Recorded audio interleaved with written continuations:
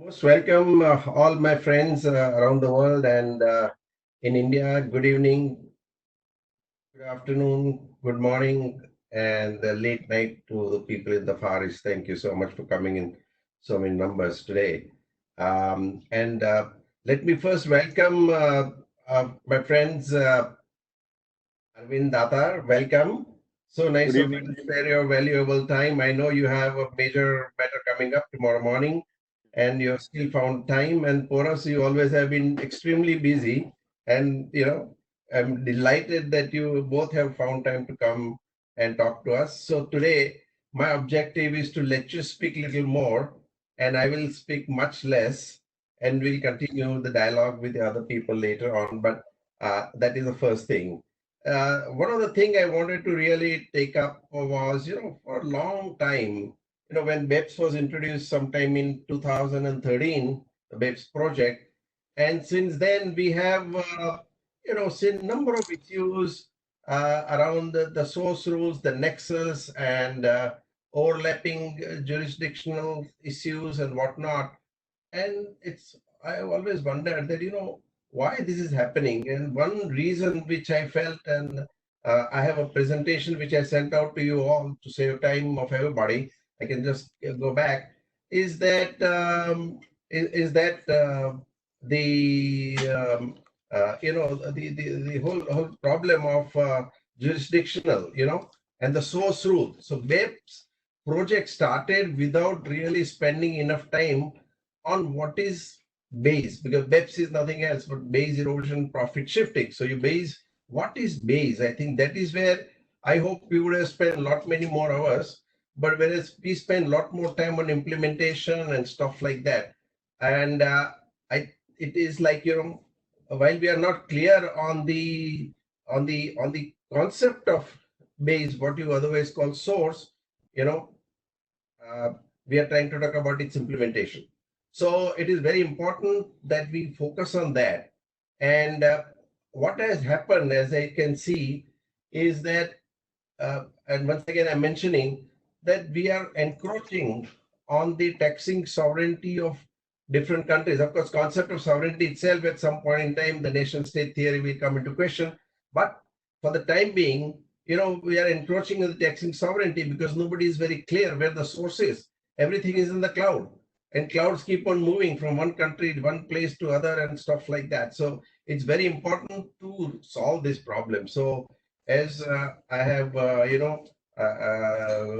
uh, as I had talked about it in 2014, March 6, about 6 years ago, that let us visualize the concept of one world, one tax, because it is going to be nearly impossible to very clearly decide what is the right of one country versus the other when everything takes place in cloud, or when everything is virtual, everything is, so that is why the concept of, one world, one tax was introduced. Even BEPS has been talking about single entity or consolidated entity and ultimate taxation. Everything is looked through in some ways. On the other hand, everything is not looked through. Principles of, GAR, principles of, the technology, taxation, residence of the intellectual property. What are the bases on which we want to tax people? So administrators themselves are not very clear, and it is causing huge amount of problem for the taxpayers. So I'm talking from a design thinking perspective. How do we solve problem of a taxpayer? Okay, you want me to pay tax, you want us to pay tax. Okay, we are happy to do that. Tell us the rate and tell how to compute my income. So I will be happy to deposit that tax in an escrow account. And then after you countries sort out, this is which country is right to tax and which is the right of the other country. And I have to today, as multinational corporation or as even individual at times, I have to fight cases in scores of different countries, and why should I be burdened with that thing? And I have to keep on talking about, uh, tax credits. Now, one of the major issue on the one side, we have talked about double non-taxation, but we have talked very little about double taxation. And in the process, that also causes a huge amount of problem. Uh, and unilateral actions are being taken by countries, including India, as you know, about the equalization levy and other kind of taxes that are coming up, which are neither income tax nor GST. UK has been talking about the taxation, profit diversion,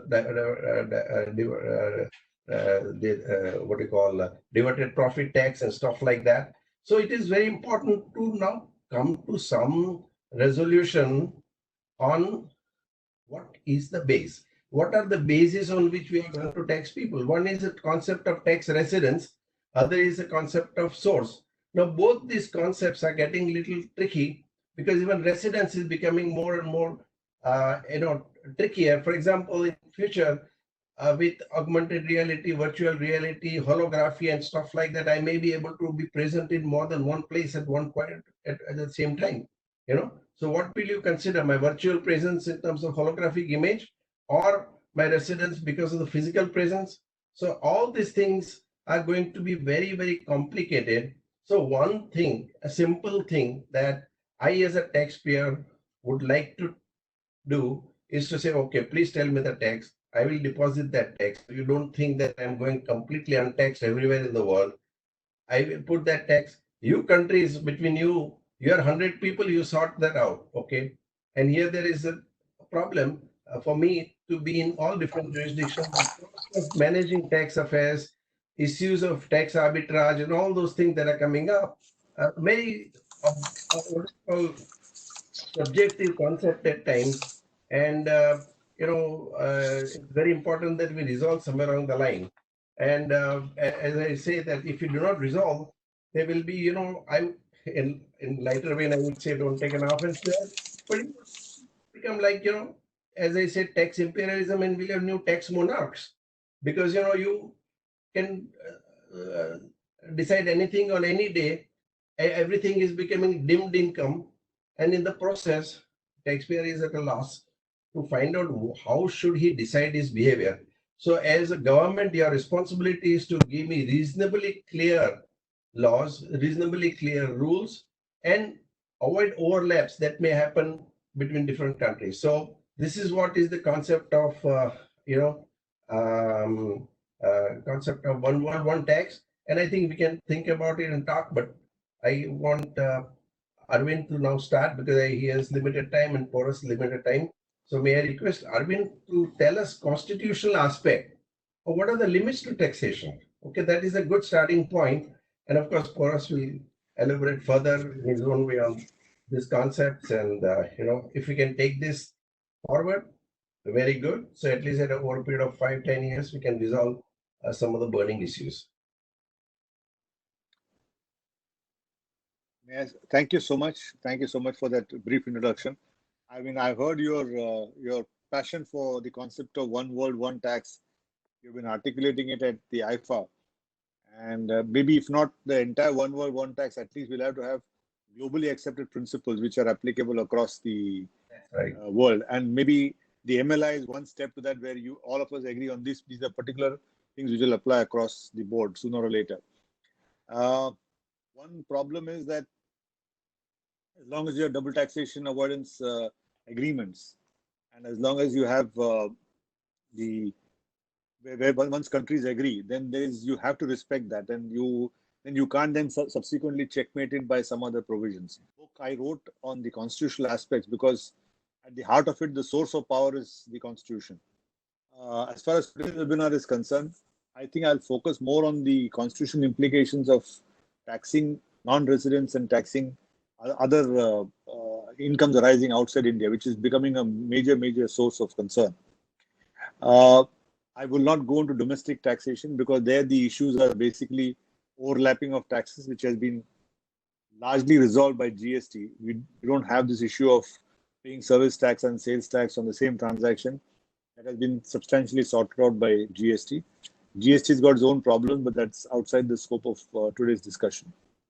Now, the taxation of income is basically entry 82 of list 1, which simply says tax on income. And income, as all of you know, has not been defined. It's a very wide term. as Lord Denning said, if you can define income, it will be a pearl of great price. So let's assume that we can't define income exhaustively. It's only an inclusive definition. And right from Naveen Chandra Mafatlal, they've given income a very, very broad, expanded meaning. But even within that broad, expanded meaning, there has to be you can't go beyond a particular point. So what can you take as income? That's one important issue which the Supreme Court will have to grapple. So far, they've been saying, taxes are, you can't have mathematical exactitude, you must have free play in the joints, you must give maximum liberal interpretation and so on. But everything has got its limits. So sooner or later, we'll have to see where do you place a full stop, number one. The larger concern in the context of Nishith Desai's book and his concern of international taxation is what are we going to do about making laws that try and tax income which are not arising in India. Neither the source is in India nor the residence is in India. As early as 1989, in the Electronics Corporation case, this issue came up before the Supreme Court.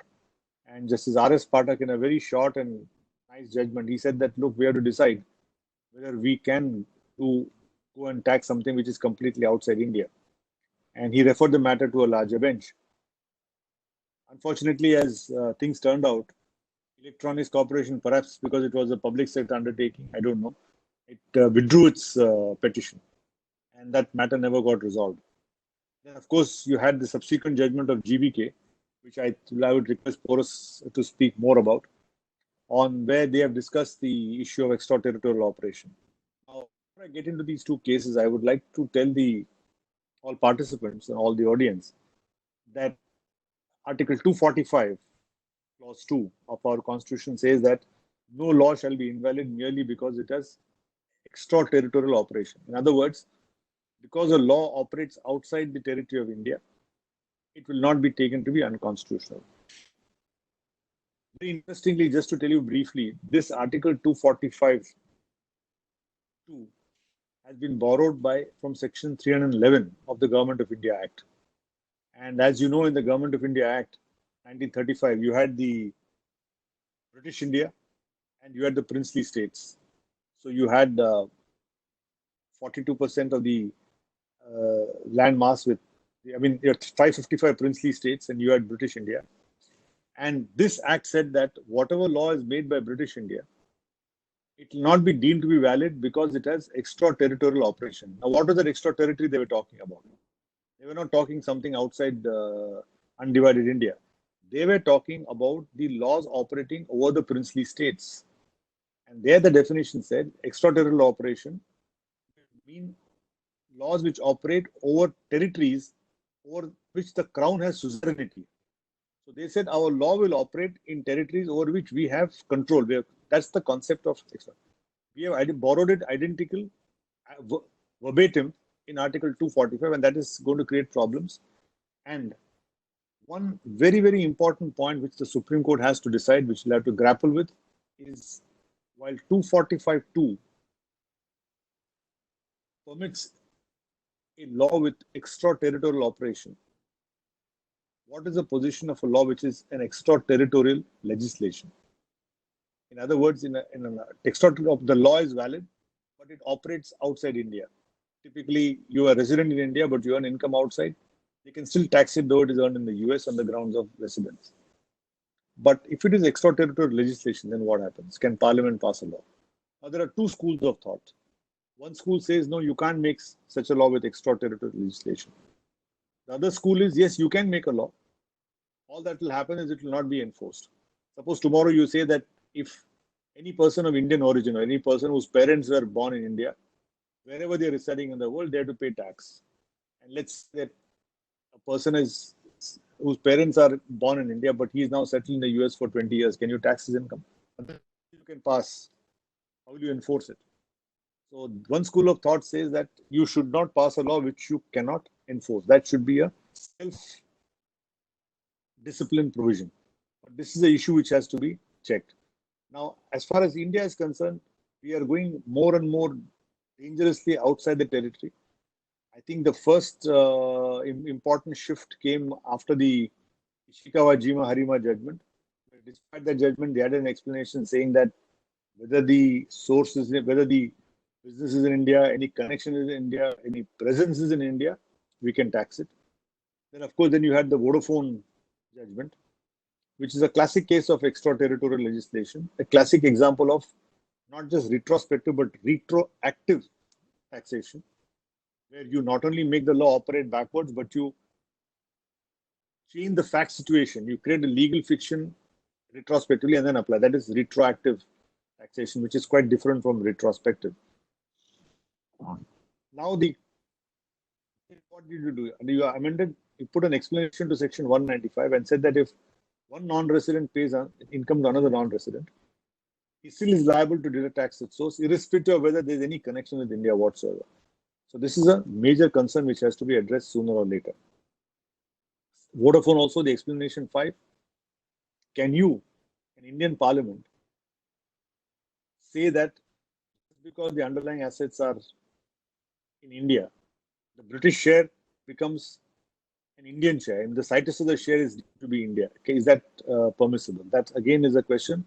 Unfortunately, that challenge never was taken up seriously, but it will come sooner or later. Now, the other dangerous trend is this equalization levy. In 2016, you had it on advertising, and very surprisingly, you had a shock in the Finance Act.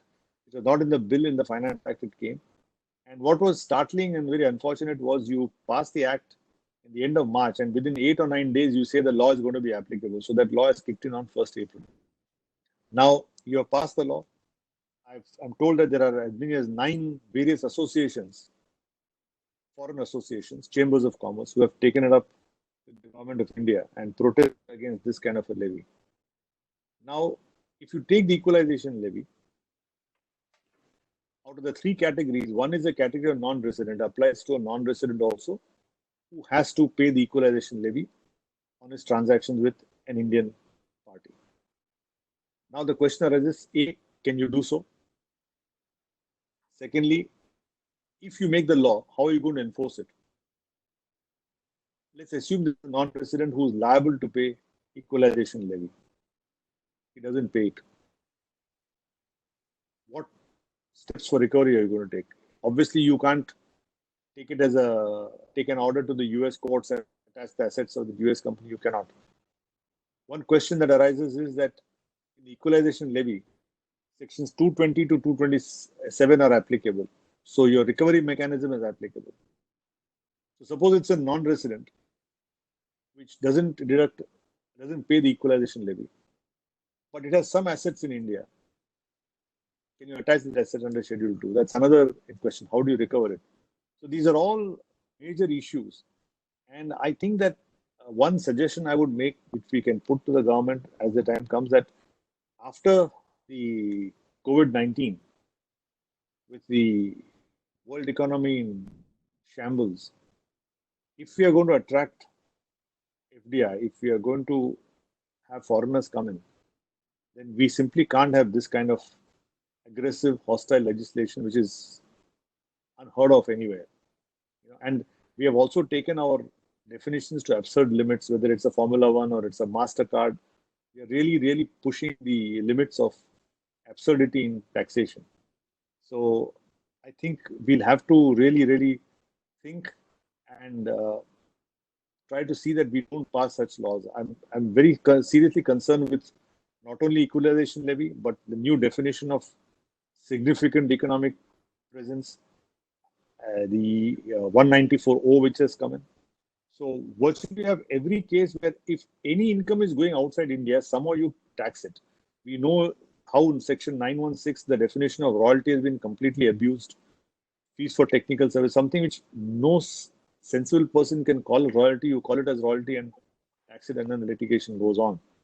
So under the constitution, the questions that arise will be, what is the scope of entry 82 of taxes on income? If it's not falling under taxes on income, then like the equalization levy, they have called it conveniently a transaction tax. It is outside the Income Tax Act, but all the Income Tax Act provisions have been made applicable. So we'll come to entry 97, the residuary list. The other major question arises is that under section 14 of the GST, the very transaction on which you're imposing equalization levy is subject to GST under section 14 of the IGST Act, read with section 2, subsection 70. What is the meaning of online data services? Now, if that particular transaction is subject to IGST under Article 246A, then in my view, you automatically don't have the power to tax it under entry 97, because Article 248 is subject to 246A, Parliament has residuary powers. But if that power has been taken away by GST, what happens? So one is on competence of Parliament, that once you have made it as a part of the GST, bring it as an equalization levy under the Finance Act. And of course, then the issue of extraterritorialization will come. And with these few words, I would request my friend Forrest Kaka to give his comments on the very serious issues. And, we have been consistently making laws which are not investor friendly. I'm sorry to say that. There's some kind of smugness, some kind of hubris, or I can't say arrogance, but some kind of sense that people are just waiting to rush into India. And no matter what we'll do, people will just take it. It's not going to happen. On the one hand, you want to promote startups, but you impose angel tax. You decide something, you want to bring in FDI, but you make laws which make it very, very hostile. And the other point which I wanted to emphasize is that if you're going to invite foreign direct investment in a large number, then you must have a very, very effective authority for advance ruling mechanism. You can't have this present state of affairs at all. You will have to think of revitalizing AR so the person gets a certainty within the actual period of 6 months and not 6 years as the present case. Thank you very much, Nishith Bhai, for giving me the opportunity. If there are any questions, I'll be most happy to answer later after we listen to Forrest. Thank you so much.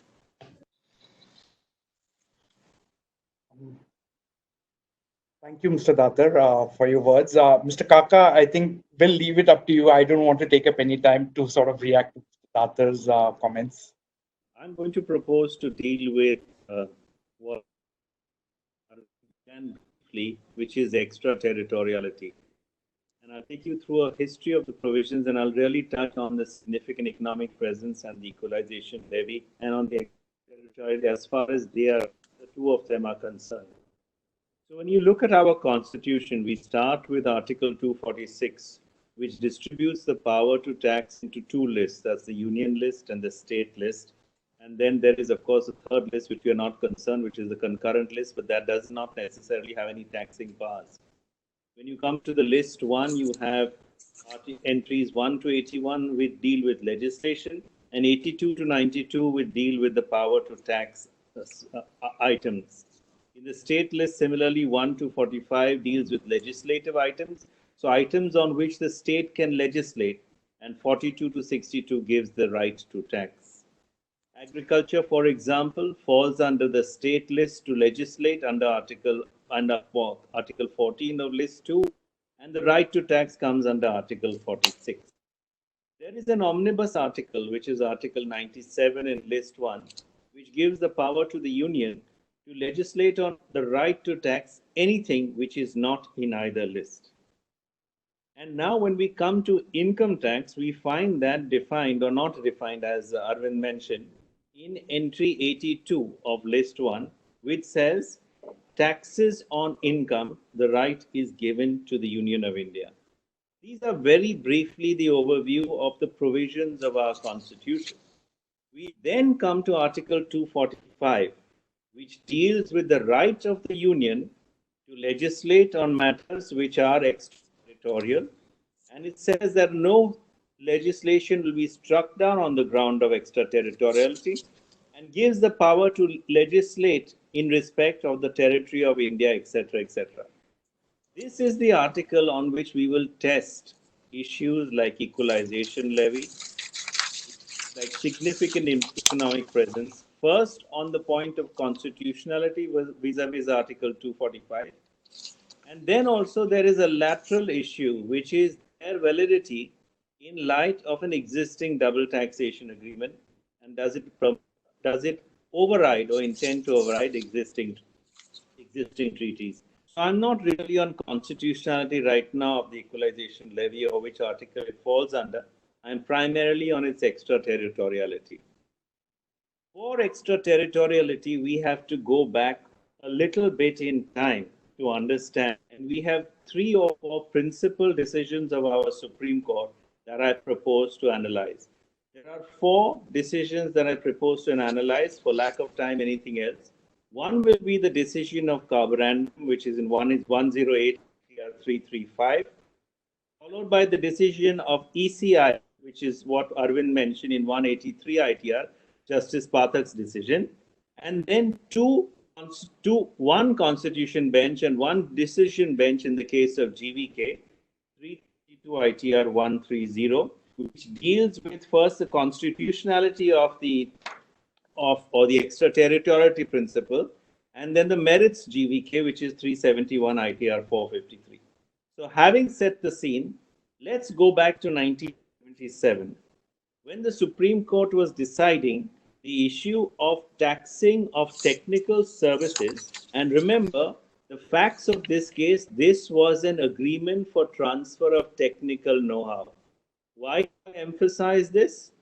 Because unlike GVK number 2, which is financial services, in carborundum it was clearly technical services, technical know-how which was being provided to India.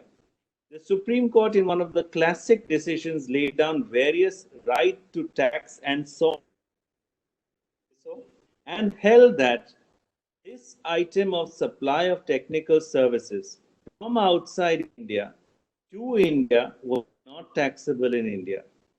It also held at that point in time, and even at this point in time, perhaps correctly, that putting the information to use, which is the country of consumption, does not or is not relevant in taxing items of income. This is important when we come to see GVK2. So this is 1977. Thereafter, as you're aware, the government of India started with perhaps one of the first series of retrospective amendments, amending Section 9 to retrospectively tax from 1976 technical services and royalty, primarily to get over carborundum and various other decisions. When the matter came up in Electronic Corporation of India, that's 183 ITR 43 that Arvind mentioned, Chief Justice Pathak, sitting with 2 other judges, decided that, and unfortunately, I think perhaps it should have been nice if he had decided the matter, he referred the matter to a 5-judge. But within that reference itself, he sort of laid down the fact that India can only have the right to tax if there was provocation, and this is an important word, provocation within the territory of India.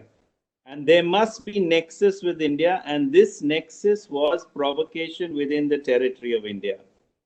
ECIL, as far as I'm aware, is a tragic situation in the sense that the 5-judge reference never happened. I think not perhaps because it was a public sector company, but to the best of my information, that it went under liquidation and got liquidated and no longer survived the reference to the 5-member bench. Again, when we come thereafter, so this issue then continued. We had only the kind of obiter from ECIL on the nexus issue. We then come to GVK. Now, what were the facts of GVK? GVK was a company, if I remember, situated in Netherlands or Switzerland, that was advising an Indian company how to raise loans and funds, etc., from outside India, which was ADB, and from inside India partly. It gave the advice from outside India, no dispute on that. All the things was advised from was given outside India. The effect of the advice, whether it was going to be successful, was not relevant for the non-resident. It merely gave its advice, and thereafter it was left for the Indian company to implement this advice. The question was, in the amendments to Section 916, consultancy services, as long as they are paid by an Indian resident, were now chargeable to tax. So 2 issues were there before the Supreme Court. First, it was AR and then Supreme Court. Whether these were consultancy services, number 1, in the sense that they have to be technical or etc., or And second issue for the Supreme Court was the constitutionality or the extraterritoriality issue that was there. This was split by the Supreme Court into two issues, in the sense that the constitutionality issue went first before a three-member. When it went before a three-member judge of the Supreme Court, the government said, look, ECIL is already there. That is also of three members. It has already laid down that the provocation must be within Indian territory, and hence we wish to argue that ECIL to that extent is wrong. You need to go to 5 members. The Supreme Court accepted that, and finally the extraterritorial issue went before 5 judges headed by Chief Justice Kapadia. Now, as Arvind may have mentioned to you all, or he has certainly discussed it in one of his detailed opinions, in the case of the first GVK, and let me just put it up, you'll have to apologize. I apologize, I'm not. 1 minute. Yeah. In the case of the first GVK, when the matter came up, GVK itself, as the petitioner, urged before the Supreme Court that it wished to withdraw the constitutional challenge. And it no longer wished to argue before the Supreme Court this issue at all. Despite this, the Supreme Court issued notice to the Attorney General and asked him to argue. So you will find that a 5-judge bench of the Supreme Court decided the extraterritoriality issue without any arguments from the taxpayer or the assessee side. They had to look at 2 spectrums. One was whether ECIL is correct to that extent, or the other extreme of the spectrum was the Attorney General's argument that no, India could do anything, which is any legislation, no matter how territorial or how extraterritorial, because Parliament is sovereign. Now let me take you through GVK1, and I'll just refer to some of the few interesting paragraphs. So the first issue that the Supreme Court took up, this is an ex parte to that extent order, says that if we look at ECIL, the competence of Parliament is only with regard to activities or aspects that occur or arise within India. That is the highest threshold for deciding territoriality or extraterritoriality. The slightly weaker form is it is permissible as long as it will have significant impact or sufficient impact on India. The third is another weaker form. It has a territorial nexus restriction, that it has some nexus or impact with India. And of course, the fourth being the Attorney General's, that no, that's not required. An Indian Parliament being sovereign can legislate on anything under the sun. The Supreme Court thereafter went into the issue of Article 245. Article 245, as Arvind has mentioned, is in 2 parts. One is that no law can be made or rendered invalid on the ground that have extraterritoriality. However, the second part says that India has the right to, or the union has the right to legislate on the territories of India and defines the territories of India. Thereafter, the Supreme Court goes into various other aspects. I won't trouble you. In paragraph 16, it notes on the distinction between the power to make the law and the power of the operation of the law, which is where the extraterritoriality comes in. And to that extent, paragraph 16 agrees with ECIL and Justice Pathak that the power to operate outside India is an extraterritorial operation and will not be necessarily valid. Thereafter, interestingly, Arvind, you may like this part, which is that in paragraph 22, way before equalization levy or significant economic presence, the Supreme Court notes that India is not an expansionist power. It does not seek to go outside its boundaries with regard to various activities. Of course, Chief Justice Kapadia is not around at this point in time, otherwise we may have shown him the equalization levy and the significant economic presence issues. Now, finally, the conclusion of the Supreme Court start in paragraph 34 and 43, and finally end in paragraph 76. And if I may just very briefly touch what they decide in 76, they decide that no, Government of India does not have unbridled power to legislate on anything and everything outside India. It must or it can legislate on things which have an effect on India or which have a nexus with India. And the exact words of the Supreme Court, if I may just read for the benefits of all of you, is that it can legislate only where extraterritorial aspects or causes have some impact on or effect in or consequences for either the territory of India or the interests and the welfare of the security and inhabitants of India. And the government is required to show that the connection to India is real, expected to be real, and not illusory or fanciful. However, it overrules Justice Pathak to the extent, or ECIL, that the provocation, this word provoke the Supreme Court, if that's correct to say, provocation need not necessarily be within the territory of India. So now we have a 5-judge bench which says that no, you do not have unbridled power. You must show some real, not illusory or fanciful connection with India. We then come to GVK2, 371 ITR 453. Again, the merits I won't trouble you. Now again, in this judgment, I do not see why, because the issue of extraterritoriality is no longer argued, no longer before the Supreme Court, but this, and it's a simple case of a financial plan to raise loans, a commercial transaction, not a technical issue, no constitutional challenge. And despite that, the Supreme Court goes into a detailed discussion on the source versus residence rule. And you will find that in the judgments from paragraphs 22 onwards. And the strange thing what the Supreme Court says is that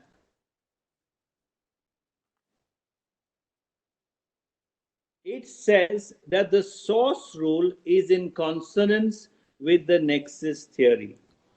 This, in my opinion, and with respect, is wholly wrong. The nexus theory must justify a source rule. And a source rule and a nexus theory are two wholly different things. Thereafter, the Supreme Court goes to discuss consumption or the state of consumption can be a state of source with reference to the League of Nations report of 1923 by 4 experts.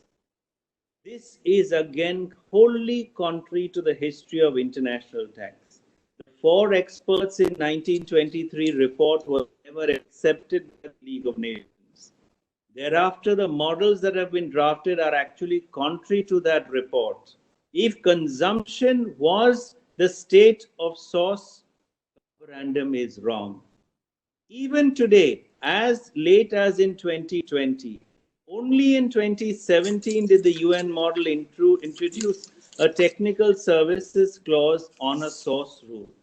All I'm trying to say is that financial services was business income. Business income required some activity within the territory of the source state, either in the form of a permanent establishment or in the form of a business connection, for it to be taxed in India, right up to 1977 when the Supreme Court decided carborundum. Consumption for business income is never a source rule for items which fall under the head profits and gains of business. So when you see this discussion, and again, as I said, I see no basis for this because this was not an issue. All that the Supreme Court was required on this judgment to decide was financial services, consultancy services. If that is the issue, then does it fall within an interpretation of 916? So with utmost respect to 2 judgments of the Supreme Court, one unfortunately where the taxpayer was not represented, and a second on issues which perhaps did not arise, reference to wrong judgments or the wrong history, to come to the conclusion that consumption is a source rule, especially for business activities. So I think there is some issue, and perhaps it may need to go back to the Supreme Court to consider what really is the source rule for business activity. We now come forward, and I can see that we are running out of time, on equalization levy. As you can see, equalization levy came on in 2016, expanded greatly in 2018, and 20. And I think one thing that I may add to the concerns that Arvind had is this was an enactment without even a discussion in Parliament, put in at the Finance Act stage, not at the finance bill stage. No notes on clauses, no memorandum, nothing explaining this.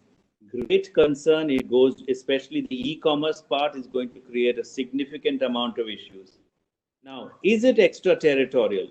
If you look at Carborundum's decision, then it certainly is relevant that the country of consumption is not necessarily the country of source for business income. So therefore, to that extent, it's wrong. Technical services, as I explained, up to 2017, even in the UN model, is not accepted either. So I think when you look at the provisions of the equalization levy with the amendments that we have had, and we now seek to tax those who are carrying on activity with India as opposed to activities in India, there is a significant challenge which I see on extraterritoriality, especially co-equalization levy. The government has cleverly put the charge on the Indian resident. So perhaps to defeat the argument that we are operating outside India, they have put the charge on the Indian resident. Then the next question is the question of interpretation. In my opinion, if this is not a VAT, then this is clearly an item of income. Because if you will see the equalization levy provisions, if you have paid equalization levy, section 10, subsection 50 comes to the rescue, it will not be added in your total income. If that item cannot be added in your total income, it must have originally should have formed part of a total income. There's a disallowance under 40AI. There are so many provisions of the Income Tax Act which touch equalization levy. If you look at the definition of income or income tax under most treaties, it could possibly fall under that. So is it an indirect treaty override? Is it valid, etc.? These are some of the issues that will come up on equalization levy. The only thing which I can say perhaps in favor of the government at this stage is perhaps it's still a negotiating tactic in the sense to build pressure on the international community to come up with a consensus on the taxation of digital companies to remove the equalization levy. To that extent, I can understand the governments, but I think the widening of the scope without any discussion was perhaps uncalled for. Lastly, I can't talk about what the benefit of this levy is. In fact, there are various discussions. It's only pushed up the cost for Indians in the sense that it's an indirect tax which burdens the Indian consumer and the Indian business because that cost is added compared to, say, a Chinese business or another business. Also, recently, just ago, I saw an article that the US has sort of indirectly threatened sanctions. It's withdrawn the general agreement on tariffs and taxes. That was 6.2 billion, I was told. I'm not sure what the economic benefits of this, but understand that as a negotiating tactic, perhaps this is pressure on the international community to come on a platform to solve the digital tax. Lastly, significant economic presence. Now changed, I think credit to the government, they brought it in 2018. They haven't still operationalized it. They have postponed it to 2020. The definitions have certainly been slightly tightened in the 2020 provisions. Whether it will be operationalized or not, I guess will depend on the discussions that are currently happening with the OECD. Thank you very much. Thank you, Mr. Kaka. Thank you, Mr. Datar. I think while I think both of you are giving your thoughts, there's been a whole bunch of questions which have come in. So I'm just going to pick up on a couple of questions which I think are probably related in terms of the discussion.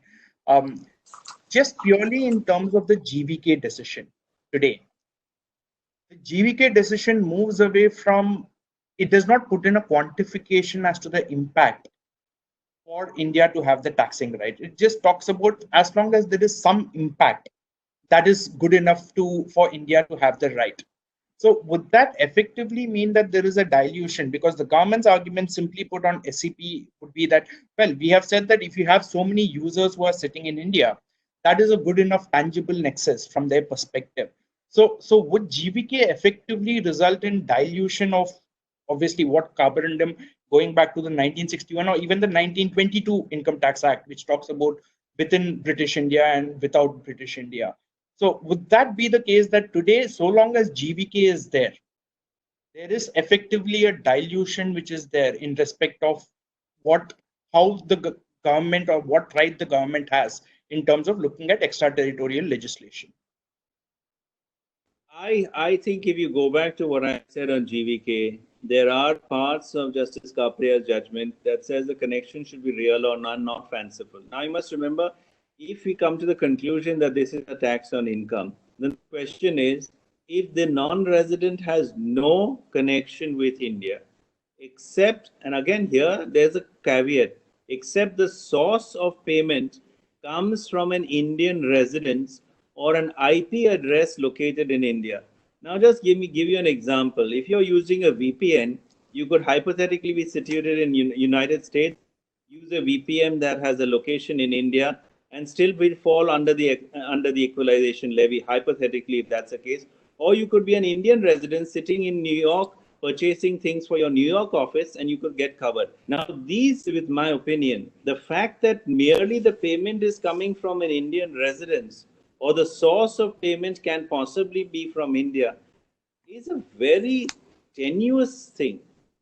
Or consumption is in India. Remember, when you look at carborundum, you look at AsiaSat, we have a lot of ratio that the fact that the ultimate consumer is in India is not really the fact that, remember, when you look at business income, what is the source of business income? The source of business income is the activity that generates, whether it's manufacturing or services, etc., etc. If all of that happens entirely outside India, and perhaps to that extent, the equalization levy could be challenged on that point, and it could be things. As I said, this is one of the issues. If it is a tax on income, then certainly the connection with India is perhaps a little too tenuous to say merely because the person resident in India makes a payment, because that would mean undoing nearly 80 years of accepted international rules on business income. Pausing for a moment, yes, you can change these rules at a global level, but whether you can do it extraterritorially at an India level on a unilateral act, I have my doubts. I just supplement what Poros has said. Frankly, the GVK does dilute. The answer is yes, but it dilutes because it didn't have the benefit of arguments from counsel. The whole situation has changed because the way digital commerce has galloped, the whole situation has changed. And unfortunately, GVK, with all respect to the Supreme Court, is a judgment where it's very, very difficult to cull out principles. They've gone all over the place. They've used expressions like constitutional, topological spaces, and so on. I'm sure some bright law school intern must have got hold of some articles and put it in there. I still don't know, after so many years of being in the bar, what is constitutional topological spaces. So this kind of language, which doesn't really help anybody in understanding the point, it makes it. So I personally feel that maybe it is time for a 7-judge bench, because this has been decided by 5.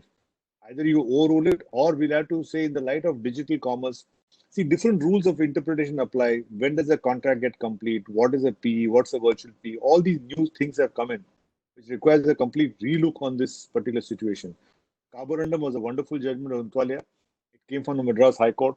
And there was a question where it was in the state of Delaware, some documents were exchanged and so forth. That was the situation. But now in the electronic age, I think we'll have to have a very, very clear case. What is income? What is territory? Because what do you mean by territory now, as far as territory of India? With all this, like Nishith Bhai was saying, in this virtual world, you have you'll require a complete relook at all these concepts. So GVK, to answer your question, yes, it does dilute substantially. It does make that, as long as there's some nexus, it doesn't say what substantially. It says nexus. Now, nexus can be 1%, it can be 20%, it can be 30%. Where do you draw the line? The judgment is not clear at all. Maybe the Supreme Court has to relook at the whole thing and come to a clear understanding. If I may just interrupt Rajesh for a moment only. I think very interesting points are made here. And do we need to go back and see, how the whole theory of nexus came up? It was, we have used expression in India called business connection in India. In the British law, there is a difference between business connection with a country and business connection in the country. What is actually taxable is business connection in the country. Otherwise, anything, import, export, everything, you can create a nexus somewhere along the line and say, oh, this is all taxable. And that is why this whole theory has to be looked in light of business connection in India. And when you look at business connection in India, it creates a theory of nexus.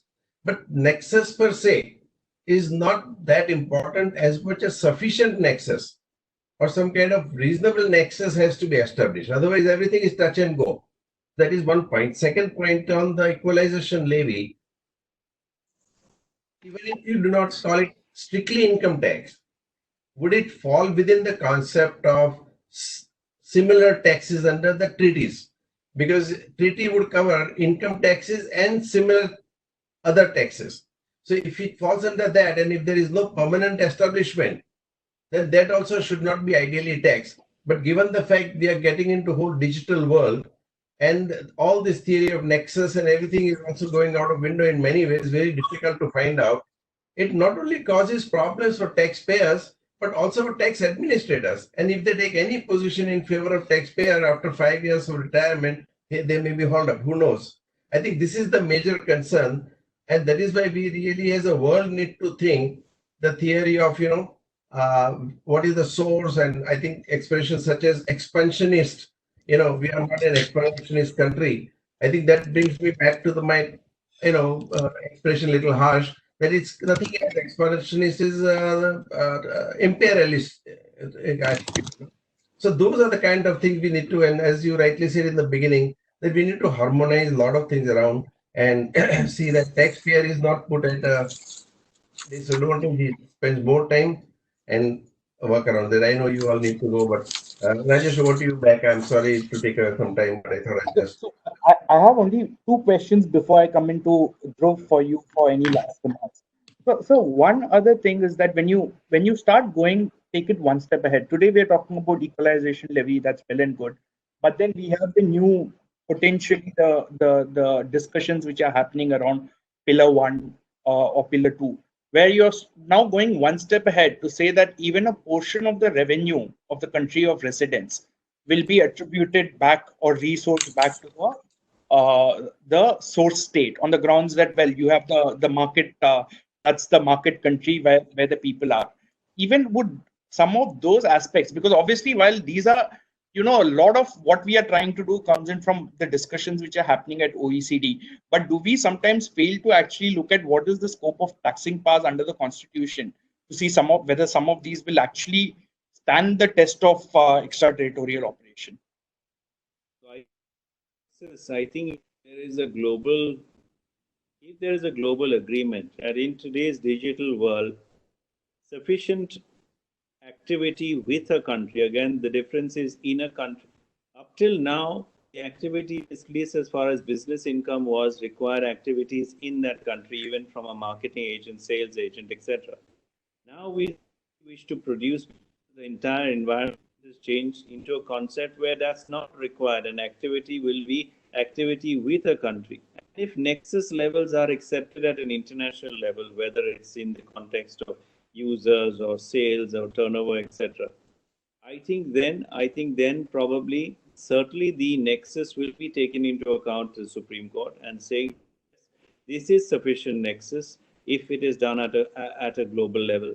Now the question is again, when we come to equalization levy, it's only a threshold. Thereafter, it's not based on any.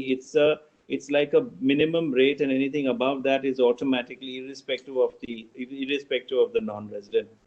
And it's a flat charge. It does not have in relation to income. There is no deductibility. It's not a net account. Pillar 2, etc. still go on business income. There is net income, etc. So there is a nexus and there is a competition mechanism tied to it. Now the question would be whether equalization levy is so illusory as I said, some of the examples I gave you may be slightly extreme, but you could hypothetically be sitting outside India, and because you're an Indian resident, be still liable to equalization levy under the current rules. And this may not have nexus in India, and this may not get covered under the OECD's Pillar 1, Pillar 2. I'm sure. So therefore, I think that's the whole the issue. If it is done at a global, I think the nexus if it's done on an international customary level, it will be wholly different. And I'll just add a word there. Nowadays the flavor of this season is the concept of constitutional morality. That is one of the issues which is coming up in the Sabrimala. Now, that is just not constitutional morality qua your domestic laws. It also is important qua the international laws. You have treaties. You've agreed with people that you will tax this, you will not tax this. Now, you can't circumvent it by just putting it outside the Income Tax Act and the Finance Act and saying it doesn't affect. I personally feel that in the months to come or the years to come, when we take decisions like equalization levy, it is better to have consultation with chambers of commerce, with your important trading partners before you make such a radical step unilaterally. I don't think it augurs well for India in the long run. Yeah, and also one more point here. 2 days ago, we had a discussion with David Rosenblum, and he said that US has clarified that equalization levy would not be necessarily creditable in the US. So we have to really take care of double taxation as well. We all assume for a moment, agree that there should be no double non-taxation. I think one guarantee which all governments must give to the citizens is there should be no double taxation as well. I think it's two sides of the same coin. I think this is something which is very important. Therefore, this harmonization or whatever we will talk, I think becomes relevant. Just this was information. Yeah, thanks, Nishith. I think, Dhruv, I know we are running out of time, so I do want you to pitch in because I know you had a couple of thoughts that you wanted to share. So why don't I just take it to you before take it to Nishith Bhai for last comments. Thank you very much, Rajesh. I actually have a couple of questions/comments. There were some points made about the expansion of source rules insofar as FTS and royalties are concerned in Article 9.1, in Section 916 and 917 of the Income Tax Act, and saying that they go beyond what is accepted in the OECD model. I think there might be a slight fallacy in this ideation of how tax treaties might work. Let's, in a situation, assume that a Dutch resident company licenses a patent to a Belgium resident company, which exploits this patent exclusively to derive profits from India. Now, under the domestic law of India, these royalties would be sourced in India. Yeah. Now the question is, and a lot of my students tend to jump and say that the applicable distributive rule in this particular case would be Article 12 of the particular treaty, which covers royalties. But in reality, even if the definition of royalties has been satisfied over here, I don't believe Article 12 would actually deal with this item of income. Why? Because when does royalty arise in a contracting state has been defined in Article 12, paragraph 5. It only says that if the payer is a resident in a source, in a jurisdiction, does royalty arise in that state? Or if the royalty has been borne by a permanent establishment, does royalty arise therein? Given that these two tests wouldn't be fulfilled, you simply do not fall within the geographical scope of Article 12, because Article 12 says royalties arising in a contracting state and paid to the other state. And 12.5 defines what arising in means. So the given item of income would not fall within the scope of Article 12. It would most likely fall within the scope of Article 7 or of Article 21, most likely 7, because when you are earning royalties, it would be part of your business income. Article 7 says, in turn, that you cannot tax the other state, being the non-resident state, cannot tax if the income is not attributable to a BE.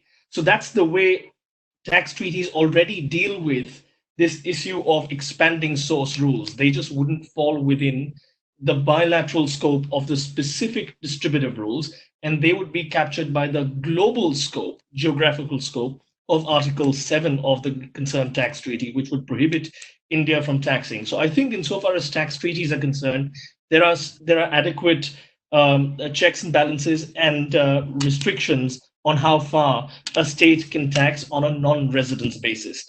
Again, the term source, as I'd alluded to earlier, has not so much as been mentioned in a tax treaty. So the same item of income could have different source rules, so to say, for the purposes of a treaty and for the purposes of domestic law. They act on parallel, non-intersecting planes. Mr. Kaka, I was very interested in when you said that, there's 80 years of internationally accepted notions on what source is, etc. But that seems to me to be an interesting proposition. If one goes to 1955, there was the House of Lords decision in Government of India versus Taylor, where they said, well, every country is indeed free to tax or attempt to tax whatever they want to. Whether they can actually execute it is also up to them. If they can execute it, well and fine for them. You have all the rights to levy a tax as extraterritorially as you want to. It simply wouldn't be enforced by the other country. The hypothetical that Mr. Datar gave about how far can you expand your residence notions, and I think residence also in a way is a nexus principle. And if you look at the US law, if you're a green card holder or a citizen, and if you decide to relinquish either of these, then for 10 years subsequent to such relinquishment, you would be deemed to be a US person. US does not use the term resident, except for in the case of green cards. And in that particular case, you would be liable to worldwide taxation, even if you have zero connection, no source, no residence, no home whatsoever. You would be liable to tax on worldwide income for 10 years, trailing your relinquishment of citizenship or your green card. Well, to cut the long story short, isn't there already enough precedent internationally that indeed legislatures are allowed to tax whatever they want to? They may be restricted by a tax treaty, or they may be restricted by simply practical matters of how they are going to implement it. Last point, and I'll make it very, very succinctly. There were 4 or 5 decisions that were discussed with great eloquence, but at the end of the day, you have then you have an unwritten part of the Constitution. And Article 142 only allows for the judiciary to sort of make up a law in the interest of justice, provided that Parliament has not made law on that subject. Insofar as striking down a law as being unconstitutional, that only occurs if it is in some way discriminatory or it impinges upon fundamental rights listed in Part 3 of the Constitution. So even if, let's say, a constitutional bench should say that Parliament may not have the authority to legislate extraterritorially, my question remains, does the judiciary in itself have the power to override Parliament if Parliament makes an explicit law, especially the Constitution grants the right to make extraterritorial laws? And secondly, on what does the judiciary have the constitutional mandate to do that in this particular case? I know I've made a pretty long comment over here, but I will conclude myself over here. Thank you very much. All right. I think your first answer is I'm not sure which democracies you are. India is a constitutional democracy, and it is the constitution that is sovereign, not necessarily Parliament sovereignty is used loosely, but it's really the constitution. The Parliament also derives its rights from the Constitution of India, its powers from the Constitution of India. It is the role of the judiciary to check if Parliament has exceeded its powers, and certainly in India, and it does it many a time, it has the power to strike down any law which exceeds the Constitution, or which is ultra vires, as they call it, the Constitution of India.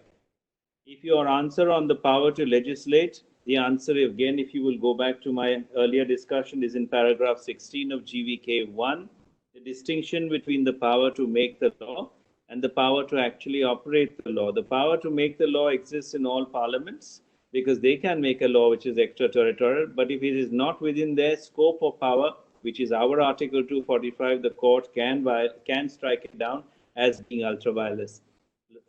Lastly, on citizenship, I think citizenship is a valid nexus. And I think if you are a citizen of a country, deriving benefits from that country, whichever way you look at it, of various rights of citizenship, then the country can call upon you to pay taxes to a certain extent or greater extent. That That's a valid exercise of power.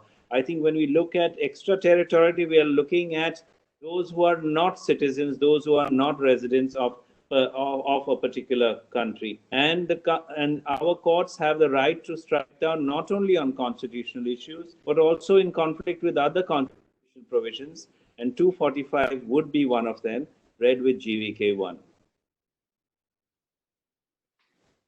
Just to briefly answer your questions, yes, your comments are interesting, but on this question of how much, to what extent the courts can strike down, yes, the courts can strike down this legislation. Now, for example, if you have a law in India, like the US, where even after you cease to be an Indian citizen for the next 10 years, India can tax. I personally feel it may not pass muster after the new theory that arbitrariness is also a ground to strike down a law. It will be completely arbitrary. Why 10? Why not 20 then? So that law which is passed in the US may not pass muster here. Secondly, US doesn't have a provision like Article 245. And as Porus rightly put it, right from 1951 in the India Delhi Laws case, they made it very clear that what is sovereign is the Constitution. It's not Parliament which is sovereign. Parliament has plenary powers of legislation in the matters mentioned in List 1. That's all. Nothing more than that.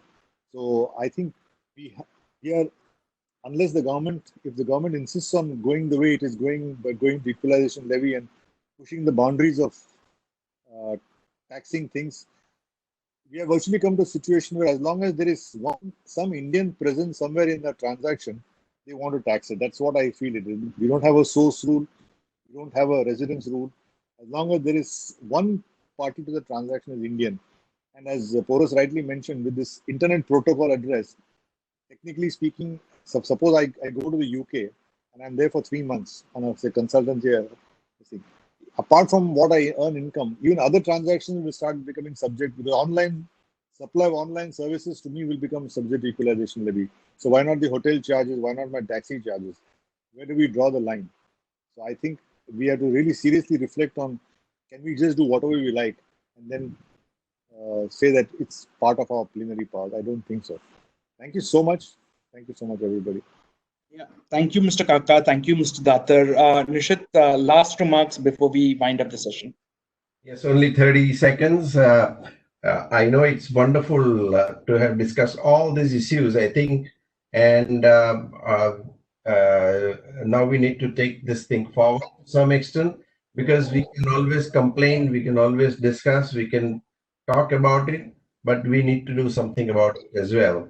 It was in that spirit also partly that this session was organized in this whole international tax series. You've seen how many new issues are coming up which you never imagined before in this digital world, and therefore all the issues that are coming up are because of the regime that is becoming very opaque, subjective, and overlapping, and we need to find some solution to the whole thing. That's why